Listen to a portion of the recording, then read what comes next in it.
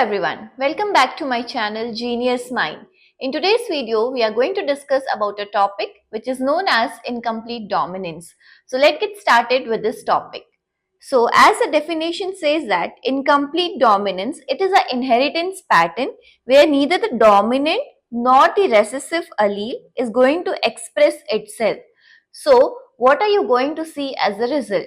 According to the Mendelian expression, there is either the expression of the dominant allele or the recessive allele. But since it is the limitation of Mendel's law. So in this you cannot see whenever an individual is present in a heterozygous condition, you cannot see neither the dominant allele getting expressed nor the recessive one. So here you can see the blending of the characters. A new character is going to develop over here. So let us look into the examples what comes under the incomplete dominance. The very famous example is of Mirabilis jalapa, which is also known as 4 o'clock plant. The another one is the dog flower and the scientific name is Antirrhinum majus. So let's see how it proves the incomplete dominance, a new inheritance pattern with the help of a cross. So in this case, we are going to take two phenotype of the parents. That is, we are going to take the flower character, the flower color as a character over here. So we are going to take the red color flower and we are going to take the white color flower. So the red color one is represented with capital R and the white one is small r. Now when we move on to the formation of the gametes, we are going to get capital R from here and small r from here. During the fertilization, during the meiosis, we are going to get F1 generation with a genotype as capital R, small r. Now here comes the difference. Now if we are looking into the Mendel's law, what should be the case? It should be the flower color should be red. But it was seen that in the 4 o'clock plant, the flower color which was having this heterozygous genotype was showing a new color, that is a pink color over here. So that is nothing but the blending or the intermixing of the red and white color together, which is resulting into the formation of pink color. Now, even if you want to carry out this cross till F2 generation in order to depict the genotype and phenotype, we can do that. So let's get started with the F2 generation cross.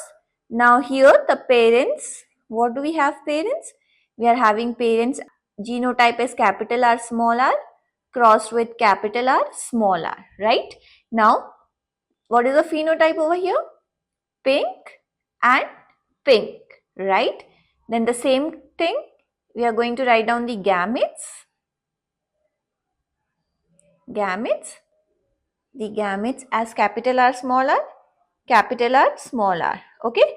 So, in order to get the F2 generation, we are going to make a Punnett square and work out with it, right? So, this is our Punnett square.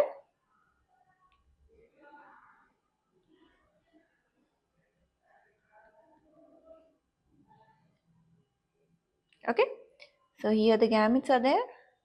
Now as you all know, we just have to multiply them. So it will be capital R, capital R, capital R, small r, capital R, small r, small r, small r. Now let's write down the phenotype. Now capital R, since there is only one allele, where there is only a dominant allele presence over there, so it will be red in color, right? The small r will be white in color. I'm just writing it with the same color, white in color. But when we talk about the heterozygous condition over here, so here you can see a new character which is pink color flower. So this heterozygous condition will be pink in nature, right? So this is the limitation of your Mendel's law. Now let's work out with the phenotypic and genotypic ratio quickly. So this phenotypic ratio, as you all know, phenotypic ratio is the physical appearance of the flower color over here. So we are having three different flowers. We are having red, pink and white. So how many red flowers we have? 1. Pink, 2. White, 1. So it is 1:2:1. Now when we talk about the genotypic ratio, again 3 different genotypes we have: capital R, capital R, small r, the heterozygous condition, and the homozygous recessive. How many capital R? 1. 2 heterozygous one and 1 homozygous recessive one. So when we talk about the phenotypic and genotypic ratio, in case of your incomplete dominance, you are going to get the same ratio, that is 1:2:1.